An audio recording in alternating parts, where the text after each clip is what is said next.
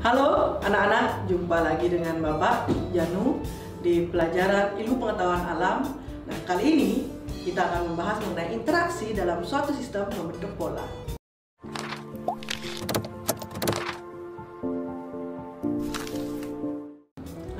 Ya, sekarang masihkah kalian mengingat tentang apa itu komponen biotik dan komponen abiotik? Sebelumnya kita telah membahas tentang lingkungan hidup, yang mana lingkungan hidup itu terdiri dari komponen biotik dan komponen abiotik. Nah, apa sih komponen biotik dan abiotik itu? Mungkin silakan kalian simak video berikut ini.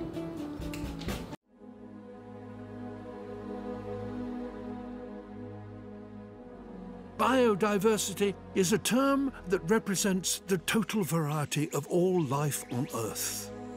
That's a big thing to sum up. Thousands of different wild habitats, millions of different species, billions of different individuals, and the trillions of different characteristics they all have. The total biodiversity of our planet is immense, which is a good thing, because the more biodiversity, the more secure all life on Earth is, including ourselves. Only when life is at its most varied, vigorous, biodiverse, can we hope to thrive. We may not know it, but we need towering forests across 1/3 of the land surface to lock away carbon and keep the climate stable. We need millions of pollinators and billions of soil organisms and megatons of plankton to keep the food we eat in supply. We need strange plants deep in jungles to create our medicines, and coral reefs and mangrove swamps to protect the coasts we depend upon. Our planet's biodiversity provides all the things we need for free. But it will only do so if there's lots of it, and at the moment it's under attack. In the last 50 years, our activities have dramatically reduced biodiversity across the globe. We've snuffed out habitats, reduced populations of wild animals by 60%, and even driven whole species extinct. The number of lions in Africa has dropped by 65%. The number of individual flying insects in Europe has dropped by 75%. The number of bluefin tuna in the Pacific has dropped by 95%. Biodiversity is dropping everywhere and fast. This is catastrophic for nature and therefore ourselves. We talk about climate change a lot, but biodiversity loss is as important an issue. How do we stop this loss of life? How do we ensure that biodiversity, our planet's vital statistic, begins to increase again? In fact, we already know exactly what to do. Nah, berdasarkan video tadi, itu merupakan contoh-contoh dari komponen biotik dan abiotik yang ada di sekitar kita. Nah, sekarang pasti kalian sudah tahu dong, tentunya apa itu komponen biotik dan apa itu komponen abiotik. Nah, saya ingatkan lagi bahwa komponen biotik adalah komponen-komponen yang hidup, sedangkan yang abiotik adalah komponen-komponen yang tidak hidup. Nah, baik, selanjutnya muncul pertanyaan, tahukah kalian sebenarnya apa itu interaksi? Ya, jadi apa sebenarnya yang dimaksud dengan interaksi? Kalian pasti pernah melihat bahwa adanya hubungan timbal balik antara satu komponen dengan komponen yang lain. Itu merupakan bentuk dari sebuah interaksi. Interaksi itu adalah hubungan timbal balik antara satu komponen dengan komponen yang lain. Tahukah kalian, komponen biotik itu ternyata dipengaruhi oleh komponen abiotik. Keberadaan tumbuhan, perkembangan makhluk hidup sangat bergantung terhadap tanah, air, udara tempat hidupnya. Seperti halnya jenis tanaman tertentu dapat tumbuh dengan baik pada kondisi tanah tertentu. Sebaran tumbuhan juga dipengaruhi oleh cuaca dan iklim. Misalnya, di pantai, tanaman kelapa dapat tumbuh subur, tapi tidak demikian di daerah pegunungan. Sebaliknya, ternyata komponen abiotik juga dipengaruhi oleh komponen abiotik. Pernahkah kalian berpikir bagaimana sebuah komponen yang tidak hidup dipengaruhi oleh komponen yang hidup? Keberadaan tumbuhan itu sebenarnya mempengaruhi kondisi tanah, air, dan udara di sekitarnya. Banyaknya tumbuhan membuat tanah menjadi gembur dan dapat menyimpan air lebih banyak, serta membuat udara menjadi sejuk tentunya. Nah, contohnya misalnya organisme seperti cacing itu mampu menggemburkan tanah. Cacing menghasilkan kompos berlendir yang kaya akan nutrisi bagi tanah. Kompos ini merupakan bahan-bahan organik yang dimakan oleh cacing seperti daun kering, potongan rumput, dan kotoran hewan. Di alam, ternyata tidak hanya ada interaksi antara komponen biotik dengan abiotik ataupun abiotik dengan biotik, tapi ternyata antar komponen abiotik pun itu terjadi interaksi atau hubungan timbal balik. Komponen abiotik dapat mempengaruhi komponen abiotik lain secara timbal balik seperti proses pelapukan batuan yang dipengaruhi oleh cuaca dan iklim. Mungkin kalian pernah melihat sebuah batu yang melapuk.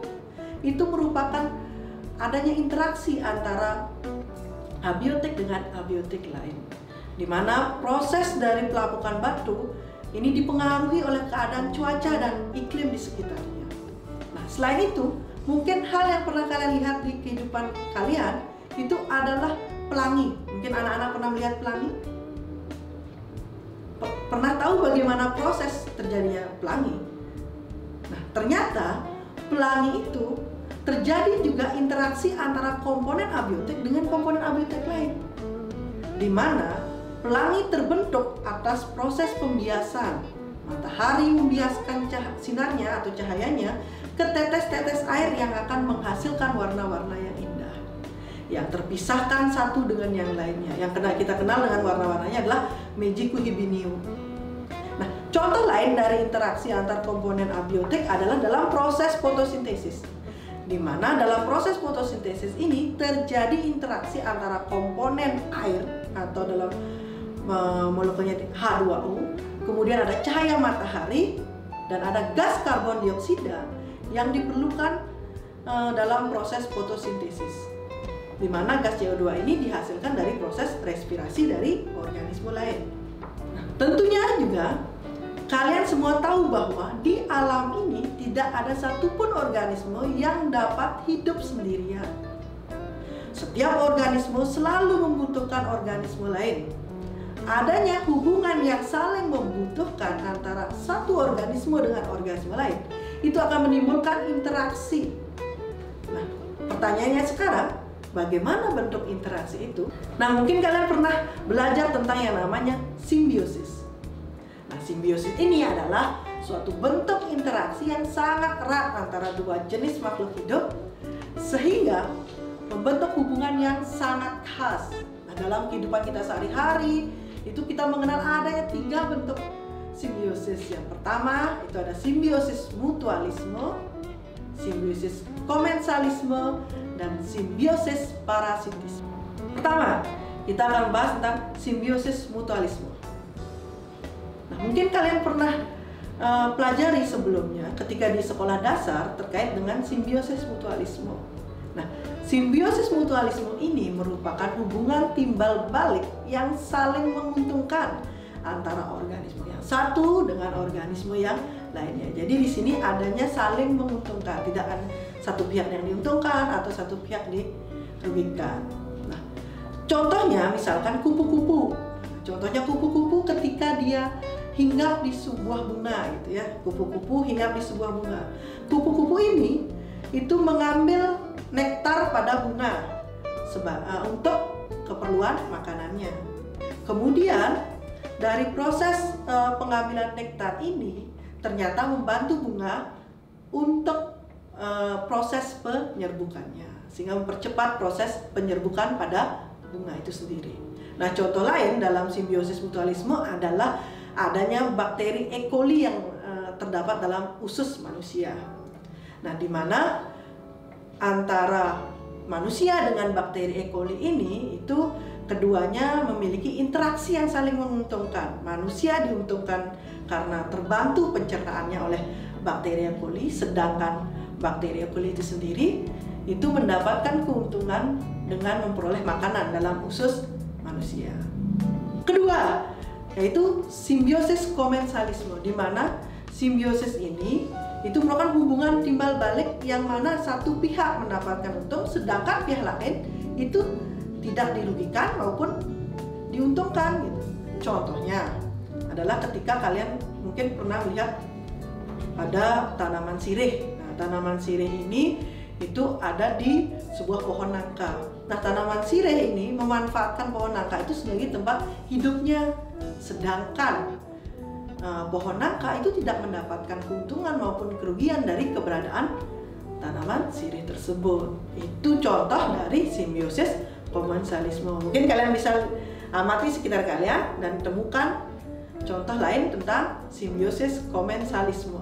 Oke, yang ketiga itu ada namanya simbiosis parasitisme. Namanya saja parasit gitu ya. Jadi itu hubungan timbal balik antara satu organisme dengan organisme lain, di mana satu pihak itu diuntungkan sedangkan pihak lain itu dirugikan.